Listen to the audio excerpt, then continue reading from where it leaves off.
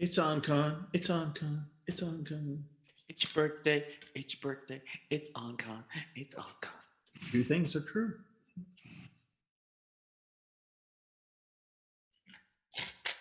Konbanwa, Ina. Hello.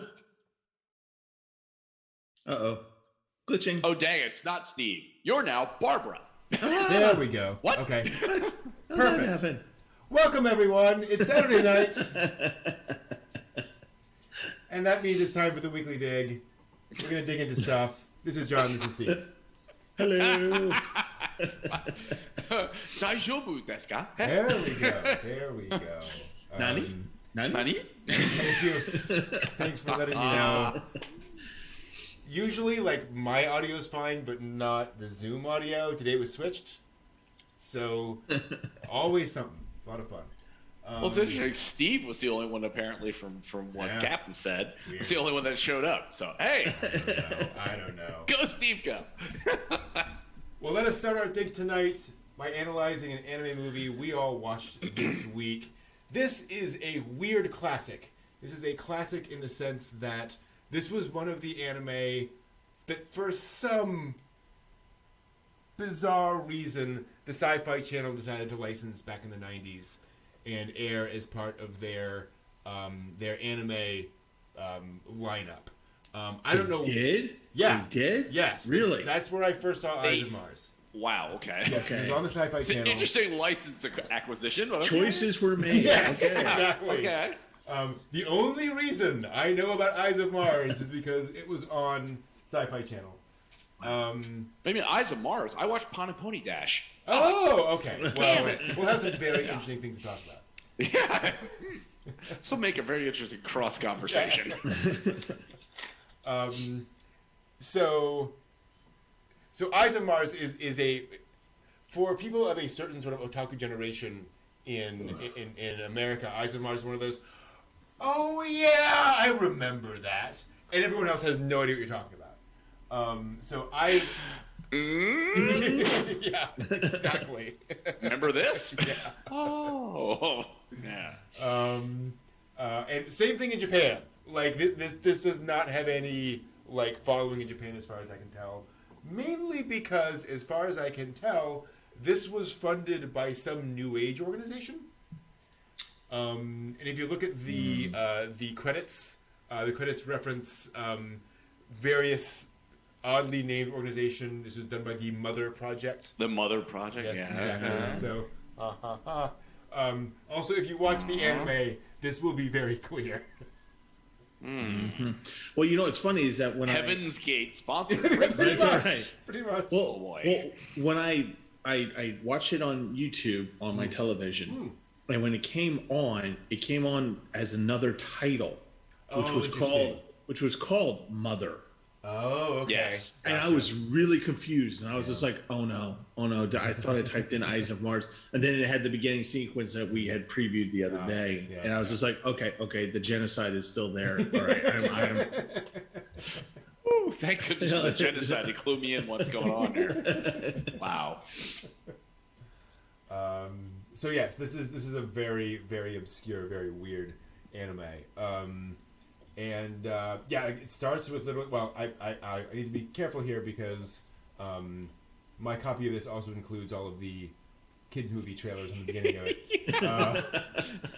This is just so much fun. so bizarre. With the Little Mermaid Dragons Yes. version.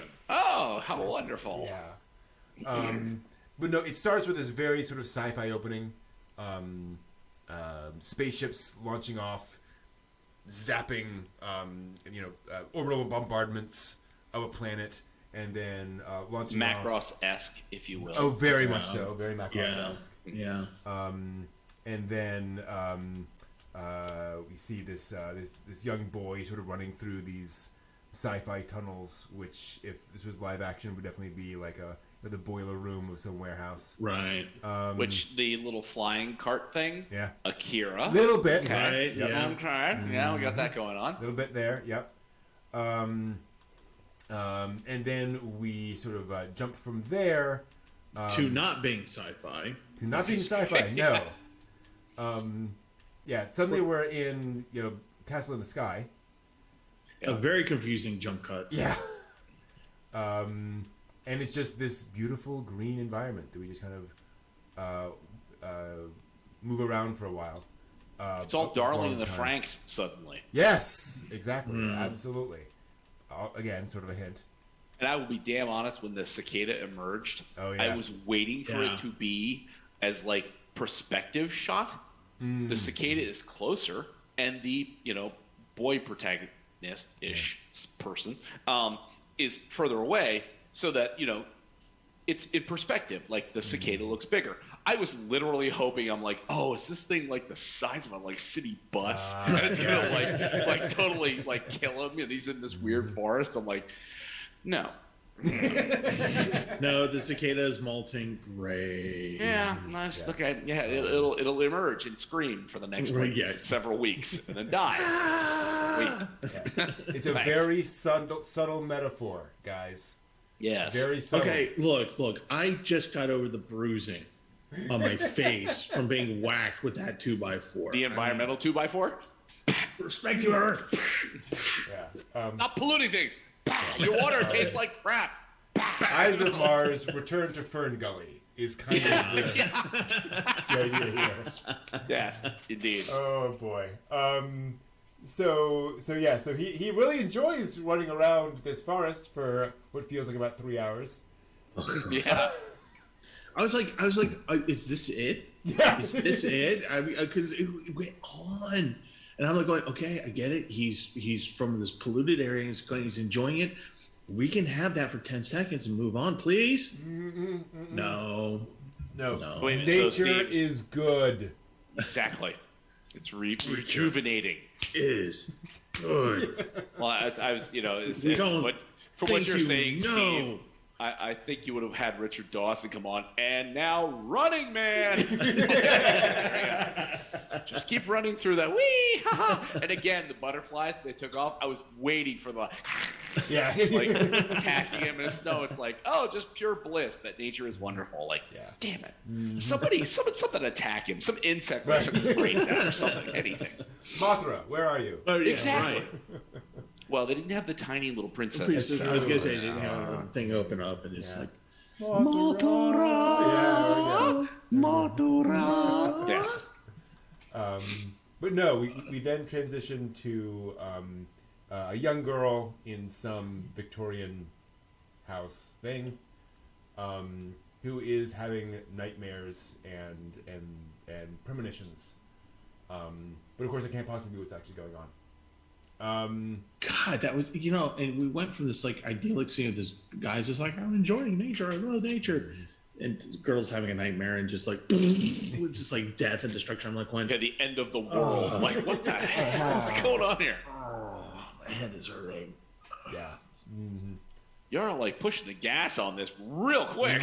Like, Yep. damn. Hang on for the ride, kids. Yeah. Yeah. Again, subtlety is not the watchword of this movie. No. But we also get these hints because like the stuff in her room like falls, Right. It goes around. So obviously there's psychic powers going on here. And so we can sort of now move to like the next half hour basically of this story. Pretty much is finding out that this is some academy for like psychic girls, basically. What it appears to be. Boku no Hero Academia. Yeah. No, I was like, oh, okay, New Mutants. Got Yeah. it. But wearing Xavier's Mansion. fabulous new age outfits. Yes. Like crystals and Yes. saris and all kinds of like robish kind of silk. Meanwhile, Grub Boy is just running around screaming, I love nature! Pretty much. Yeah, nature's beautiful until you swallow a butterfly. Take it easy, settle down. But it's a weird thing, is that it suddenly takes us another hard left turn into psychic meditating girls learning how to meditate in Trying to come into their powers, I guess, or something like that. pretty much. Get in contact with your chi. See how your flow goes. Destroy the world. I mean, become one with the world. as Minixlane is saying in chat, J.K. Rowling's X-Women. I like that. Yes. That's pretty much it. Yes. Nice. Nice. So yeah, I also love that, and one of the things where I didn't realize that they're all just kind of sitting and standing around in just sort of random awkward poses. Of just like the girl on the branch. It's like, all right, fair enough. This does not seem conducive, but whatever, you do you. Okay, how about the girl that's sitting beautifully, peacefully, right at the edge of the stream? Yeah. Where if anyone, as a child or an adult, has ever sat down next to a stream, that's the swampy, crappy ground where it's like your ass gets soaked when you're sitting there. It's like, oh no, this is great. I'm aligning my chakras. Yeah, while you're soaking your buns in the water. Well, how is this relaxing? She has to move beyond her mortal body and not worry about the wet butt. Yeah. In which case, her like crazy fire starter powers come out. She destroys everyone in the area. I'm wet. That needs to be somebody's statement in like their profile. I'm not going to worry about the wet butt. There we are. Life is about enjoyment and not about focusing on your wet butt. I have expected one of the girls just kind of like sitting there, concentrating and trying to find their powers, going, Demo. Yeah. Demo, damn it. But then she would have to play a rhythm game. True. Yeah. That would be hilarious, actually. Like, we pan across, and they all have little phones in their hands. They're all like, actually... I would also accept a girl sitting there focusing on her. She's got doing her lotus pose, and she's going Demo. Oh, I missed one. Demo. I would expect doing that and then seeing the little earbuds. Yeah. And the earbuds pops out. And it's like heavy metal thrash music. Right. The end of the world is nigh. I love Motorhead. It helps me get in tune with myself. Oh, there you go. It's a spade. But yes, we have more time with this. Yeah. And then we have the I'm sorry, it's not an S relationship thing. Her and or she's just like she does the thing, and I'm just like going, we're okay. Yeah. Look, we've done so many left-hand turns. Where are we now? What are we doing now? Oh yeah, there's very definitely a thing between the two of them. This is the sex part of the cult, right? This is what we're doing. That exact moment, and Brent, you perfectly captured the moment. It made me think of Aiko, where it's like, where you've got the sitting in the hot tub giant pool, thinking about someone, just sort of scrubbing yourself with no soap moment. And that was exactly the moment I'm like, oh, I didn't expect that. Exactly.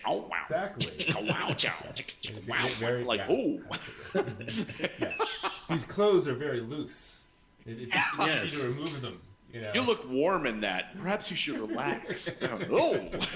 Oh my! You must increase your chakra. Please take off your clothes. I should try that next time. I'd like to increase your chakra. Oh goodness! Your thetans are so restricted. You need to. Your Ethereums are not flowing into my account. I mean, wrong words. Sorry. Yeah. But yes. Emotions blossom among young girls, including the girl with the very fabulous 80s hairstyle. Yes. I do love that. Hey, this is a high-class, Victorian-styled school, so obviously they have high-class hairstylists on call. True, I mean, I expected that as soon as I saw the hair. Yes. I was like, oh, very fashionable. A lot of money spent on Aquanet at this school. Yes. Just saying that. Exactly. The world is dying. But we need more, right? more air. That's why their world is dying, because all the Aquanet. It all makes sense now. What can we do to stop this? I don't know. Perhaps we should stop the Aquanet. You're a man and you're bald. You don't understand. Oh no. Oh dear. Yeah, and so this continues for a while for some reason. Plot. Oh. Yeah. It's a weird thing. We have all this sci-fi stuff, and then suddenly, boarding room quasi-romantic drama thing. I don't know. I don't know drama. I but it definitely was. I felt like it was boarding. It was definitely boring. Well, I felt like it was dropped into BritBox almost. I was just like, I was just like, going, okay, are we all going to start talking Elizabethan accents and drama over marmalade? What's going on here? My goodness, we have tea at noon. Yeah. Shall we have some finger sandwiches with that? Okay. Downton Abbey on Mars. Meanwhile, the screaming. Meanwhile, the screaming in the background is still a little grub boy going, "I love nature, nature." Water? Oh, this is amazing! God, what the hell's that? Screw this. Hi, kid. I understand how your polluted water kind of thing goes, but spirochetes are a thing, and you're drinking out of an untreated water source. But what the hell? Speaking of which, boy shows up. I started laughing at the end of this scene. Oh yeah.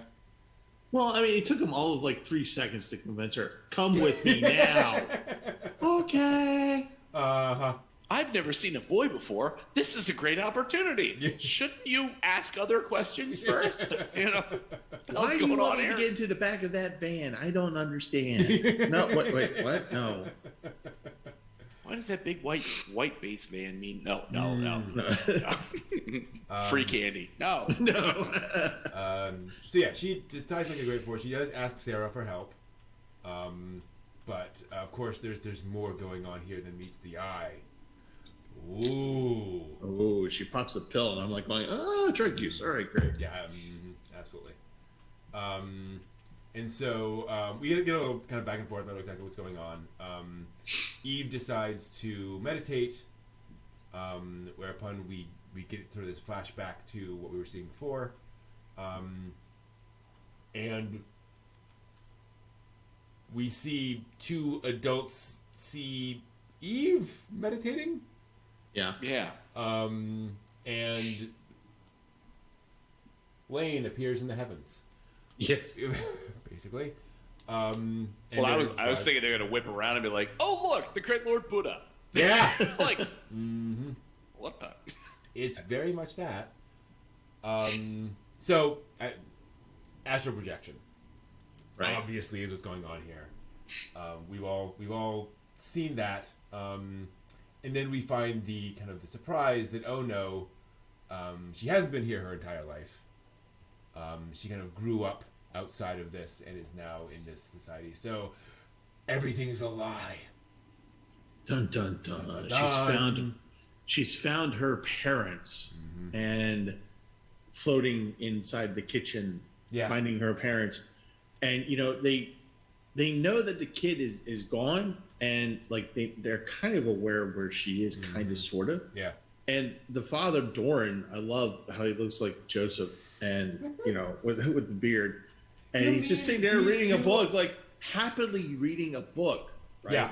His daughter is gone from his life, and he's oh, this is nice. Look at what I'm reading here, and then well, he's Amish, Steve. He doesn't have technology to be able to watch TV. He's reading a book, damn it. And then her mother, Mary. Oh, God. Oh, my eye. What was his father? What was the father's name again? Joseph, wasn't it? Dorn. Oh, I'm sorry. Yes, I am. Joseph, but yeah, might as well be Joseph. No. And I was just like going, wow, we're just jumping all over the place. We meet a boy for the first time. We're experiencing our powers. We're finding our parents, and we're about to go on an adventure to see the world. And it's just it's the hero's journey. Yeah. Just like somebody put it in a salad spinner and just messed it all the hell up. Neat. I also just realized he's reading a specific book. I can't tell what's on the cover in my glorious 240p copy of this. The YouTube wasn't that much better. I guess. Probably the same source. But I will bet you money that book is like whatever the Mother Project is founded on. Like they sell that book. Yeah. I was thinking how to raise a superpowered daughter to save society, but probably that too. Probably. Environmentalism and how your daughter's superpowers can work with it. Hey, there we are. Oh, it's cool. I read that book. And then sent her off to Xavier's Academy for Gifted Psychic Girls. Xavier's Academy for locked-in shut-ins who are far away underground in a weird forest. Yeah. Yes, there's that too. They don't seem particularly concerned. They're really concerned that she shows up in the kitchen. But there's no background. No. Did you guys, were you approached by someone who said, listen, your daughter is blah, blah, blah, blah, blah, and we would like this, and you said, yes, this is our best hope for our daughter. Yeah. So that seeing her in the kitchen, it should be more like, yes. Yeah, exactly. She's doing the thing. Mm-hmm. She works. She's got everything dialed in. But no, instead they see her and they're like, oh, it's our daughter. Like, you idiots, you know where the hell she is. Unless somebody kidnapped her, what are you doing? Why are you this awe-inspired by it? And then there's the other thing of this for me was just because Doran, the father, actually is the one who chased Grub Boy down into the right? Yeah. And so then I want to know is how did Grub Boy figure this one out? Like where did this information come from? Map come from? Mm-hmm. Yeah. Yep. Mm-hmm. I mean, it's not like the kid just is he says, at some point he's like, well, I know these underground areas back of my hand. Yeah. It's like, well, that's great. And yet you still found the academy by this map. Mm-hmm. Where did the map come from? You need to be more, you need to have you need to have a higher Thetan count to understand that, unfortunately. Oh, okay. Not evolved enough as human beings to understand all the levels of this film. Oh, God. Or as not evolved enough as Marsh. Yes, exactly. We need to meditate more and slice leaves with our minds. Or make them quiver in the air and then go, ha! And then listen to Oroko flow as we're meditating inside the Victorian mansion. Ace of spades. Ace of spades. Oh, wait. There we go. And contemplating our relationships. Yeah. Exactly. Very much so. Then we get a bunch of weird politics because that is required by law in all 80s science fiction. We have to have some office politics behind all the bureaucrats and what they're doing and this person is backstabbing this other person. Sure, fine, whatever.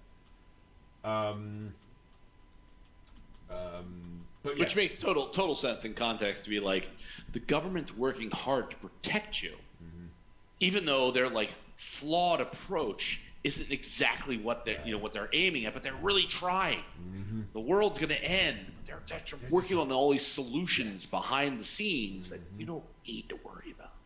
Well, and that's just enjoy the economic bubble. Yeah. Yeah, the mayor. She's like, well, everything's gonna be gone in 3 years. You know that, Doran. And Doran's just like, yes, I know. You contact the E.Y.E.S project and check in on my daughter. And she just blithely calls down and just like, oh, how's Eve doing? And the staff is like, she's doing great. Yeah. Could you fill us in what eyes means? Because there's a lot of capital letters in periods. We don't ever get an explanation of that, but thank you. What exactly are you doing down? Everything's okay. It's fine. The parents were just hallucinating. They okay. The wrong mushrooms. Just a small reactor leak. And everything's okay. Everything's fine. How are you? And Doran turns around and goes, okay, thank you for calling. Why? Your daughter, man. It's wasn't the whole point of the phone call was so that she could actually go to her? Yeah. Oh no, she's fine. I'll give my wife Mary ice cream and she'll forget about all that. How about 2 seconds worth of can I have that contact information, please? And you zap it to my phone. I'll call him later. Apparently, the savior of the world does not need to come from particularly intelligent parents. Just saying. Maybe she was adopted. I don't know. I think now that you've said that, Brent, there are a ton of protagonist Kuns and Chans that are absolutely from idiot stock. Good point. And it's just like, very good wow. point.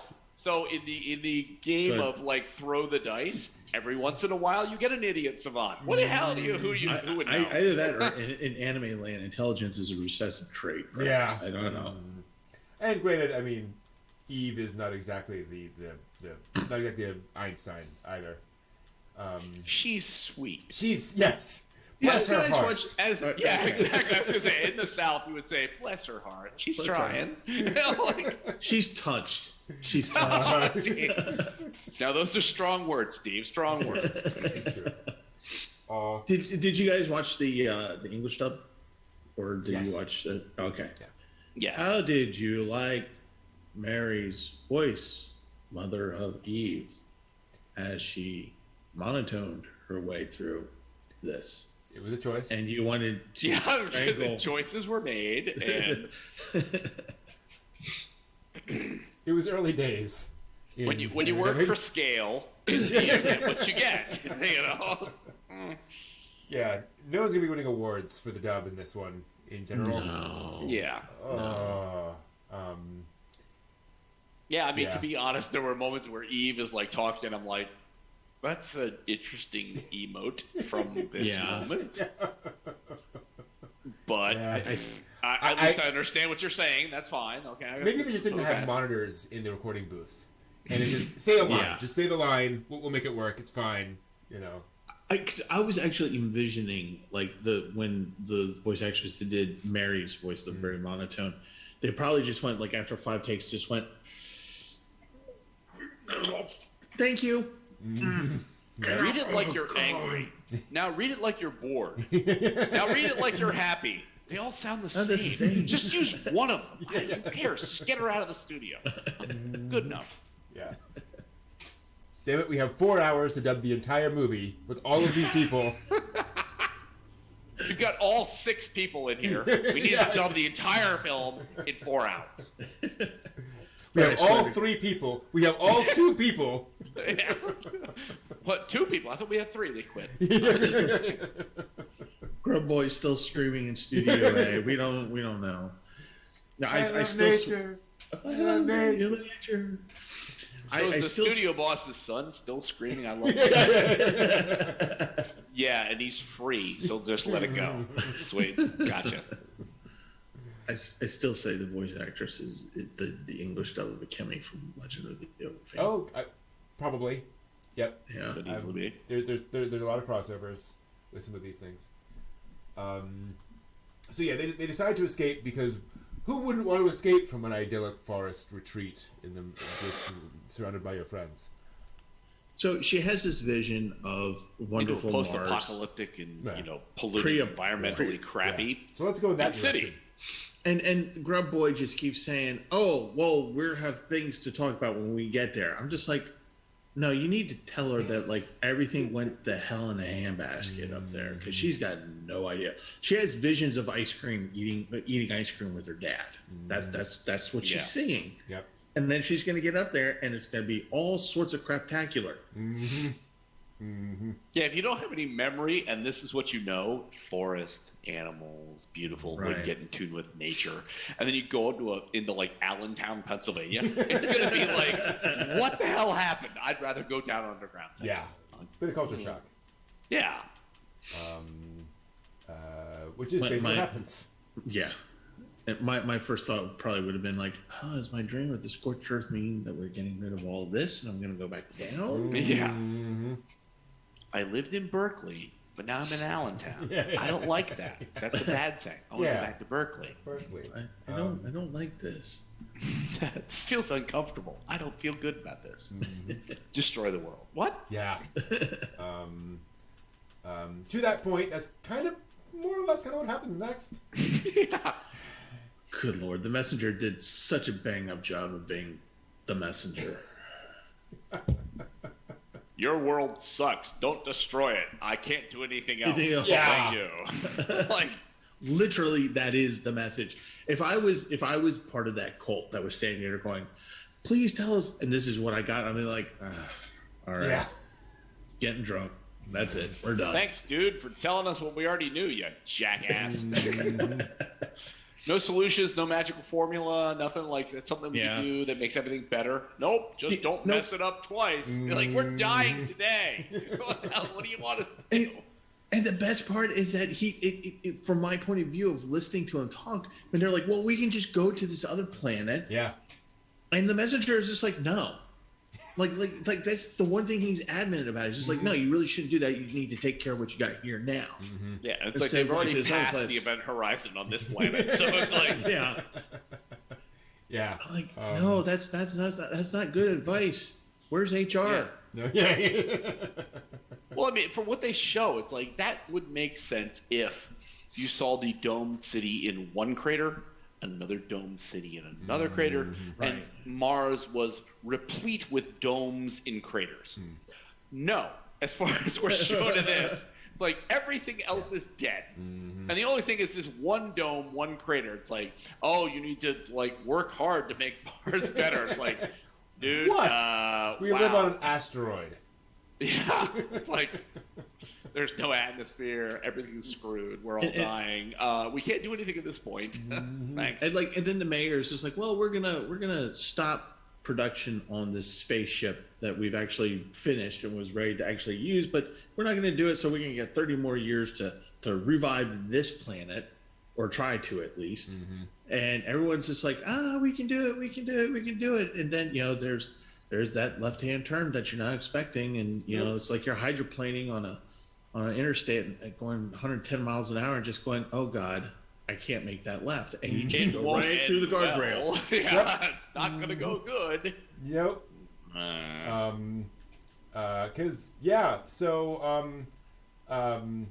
Spoiler alert. Death. Yeah, everyone gets nuked.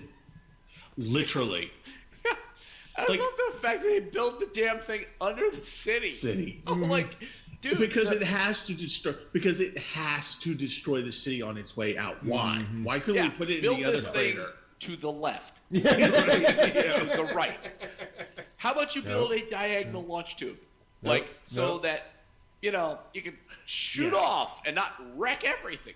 We just need this thing to destroy. We're gonna plow it through the freaking city.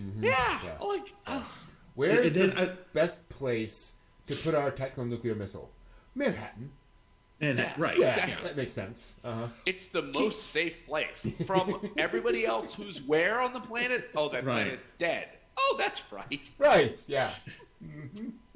And I love how they're piling on into this ship, right? And there's that little scene at the end where the little unresolved Yuri love thing happening, and Eve is trying to get Sarah, I think is the girl's name, to stay and whatever, and then the father or uncle shoots Sarah, and all this drama, and she saves Sarah from falling to her death so she can die bleeding out on the ground. Thank you. Yeah. And then Theodora from the Xavier School shows up, and they're running away from as the ship is lifting, and I'm like, you're not gonna make it now. No. And I'm thinking like something's gonna happen. She's gonna turn the energy and just and which they spoiler they do in a different way. And I'm like thinking like she's going to go to a different place, and then there's the fireball and just engulfs all three of them. I'm just like sitting there just like going, main girl dead, lesbian proto lover dead, headmistress dead, mother lesbian boy lady still dead. screaming he loves nature. He's not dead yet, and the ship is going up, and city's dead. City's dead, and then pretty soon, ship falters, obviously, and everything. Which, as this is happening, Mary and Doran are standing on the surface of Mars on a crater far away, watching this happening. So how they got from there to there is a mystery, but that's the lesser mystery though, Steve, because it's the miracle plot. No, there is no plot. Okay. No, there is plot because that's how they got there. No question. Get there. No teleportation. No walking. Plot. Shwink. There they are. All right, there they are.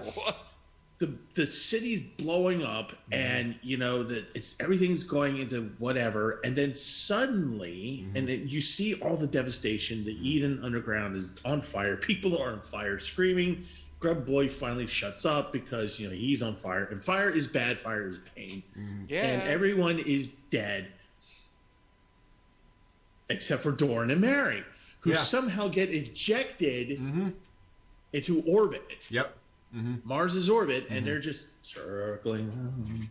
Really, going, I'll explain this. I'll explain it, Steve. Really, really good spacesuits. Yes. Well, they didn't even have the spacesuits when they were on the crater. Really good spacesuits. So they're like semi-biological spacesuits. So like if you get suddenly flown into a non-atmosphere, then your thing goes whoop, over your head. Exactly. They're really good. Yes. Apparently, so they're floating around, and apparently with helmets glued to each other because some reasons. Yeah, and they're just like blithely about to go die, and Doran goes, "We're watching the human race die," and then you hear Eve's voice coming, "No, we're okay, Father. No, you're not okay. You're just spirits right now. They're coming all up dead. and they're all dead, and you see the spirits come from the bodies that look like they're from Pompeii. Oh yeah, right? Yeah, and they're just carbonized waste of human bodies. Yeah, and they're raising up, and it's like they're all smiling, and Grub Boy's really happy now, and they're just like, okay, we're all gonna go to Earth. Didn't the mess? Okay. Y'all enjoy suffocating to death in the void of space. See ya. She just Let's put on a soundtrack there. for you. You spin me right around, baby, right around. Enjoy your orbit.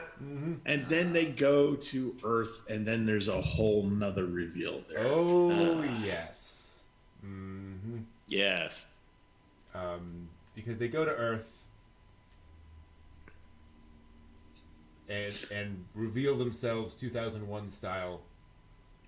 Boy, do they. I was really expecting the monolith.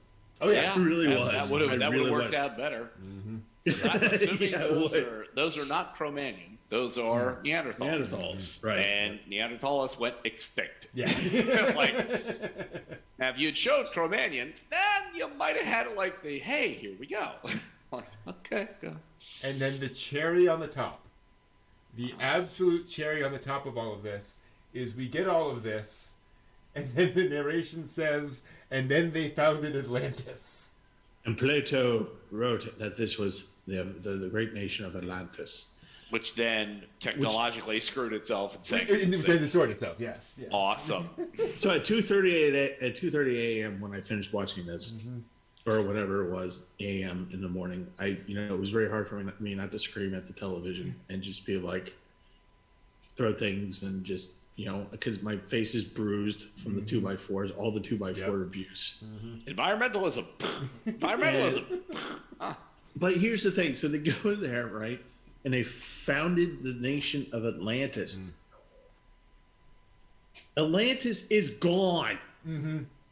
It's destroyed. They did not succeed. Just like Mars, Steve. Just like Mars, and just like Atlas, the planet before Mars. I'm like, Atlan or whatever it was, yeah.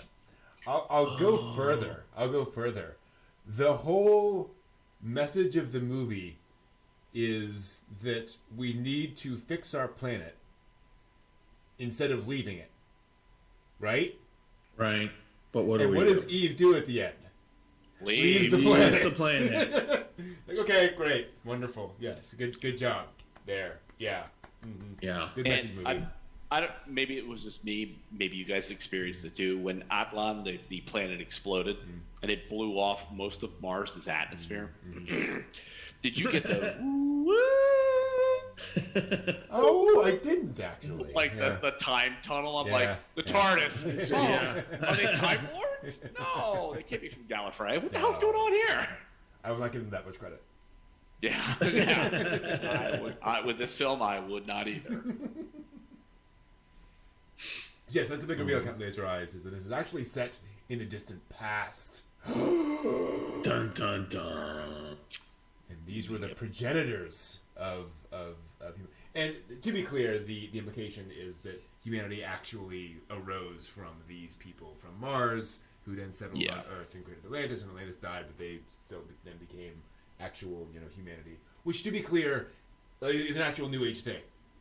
Like, there are absolutely cults and religions and so forth who believe this, that we are all, cosmic messengers from another planet that were transplanted here. So I'm sure this. I'm sure this was meant like not as just like a big reveal, but it's like, no, we believe this. This is a historical record. This is why you shouldn't let cults make animes. Just say it. Right. Just say it. So like I gotta say, like I will give the filmmakers credit for killing off its entire cast. Yeah. Like it's a twist. Legitimately, I did not see that coming. Yeah. So it begs the question. Well, I mean, 2 people lived for a little while. That's true. Well, my whole thing is that at the time that this was made, we did have rovers going to Mars. Mm-hmm. So wouldn't we have come across? Wouldn't that have been something if we sent a satellite to Mars, and as we're approaching Orion, we're just like, wait a minute, where are these 2 dead humans going on here? How the hell did this happen? Like, yeah, what's going on with that? Mm-hmm.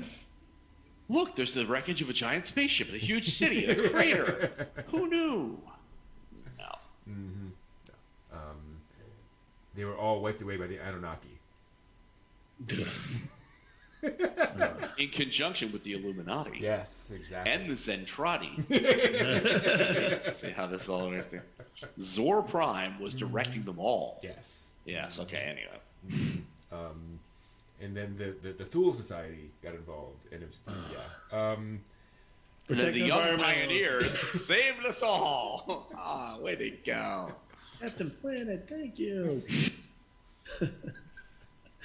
After the Robot Chicken, where they had Ted Turner doing Captain Planet, I can never hear Captain Planet and not see Ted Turner going, Captain Planet! Like, that Ted Turner on a zip line? Captain Planet. Oh, Robot Chicken, you crazy bastards. Captain Planet. You learn something whether you want to or not. Yeah, exactly. But yes, that is the experience of Eyes of Mars. Yep. It was an experience. It's an experience. It is well, a drinking game? Yeah, it's tough because here's the thing. On the one hand, like, it is a sci-fi adventure story. Like, they did assemble something. Yep. Yeah. There are elements to this movie where I remember watching it for the first time and being legitimately intrigued and interested, and enjoying kind of where the story was going and wondering what they were doing, and cocking my eyebrow at many of the choices, but still being like, okay, I wonder. We got this relationship between the 2 girls and the boys coming in. How's that going to involve things? And then they just kind of, take all of their toys and kind of drop them all on the ground.